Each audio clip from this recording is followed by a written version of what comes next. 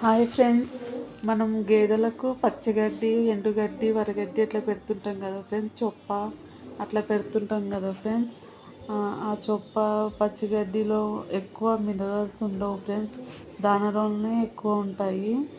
దాన కూడా మనం ఎట్లాంటివి పెట్టాలంటే తవుడు, సద్దపిండి, శనగనూక, కందినూక, పత్తి చెక్క, పెసర్లు ఉంటాయి కదా ఫ్రెండ్స్. పెసర్ల పొట్టు పెడుతుంటారు కానీ పెసర్ల పొట్టు కంటే పెసలు నూకనే మంచిది ఫ్రెండ్స్. దీనిలోకి బాగా వస్తాయి, పాలు బాగా పడతాయి.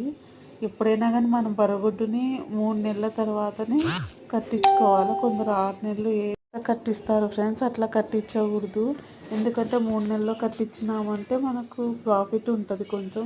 6 నెలలు 7 నెలల్లో కట్టించినామంటే అది తొందరగా ఎండిపోతుంది, పాలు ఇవ్వదు.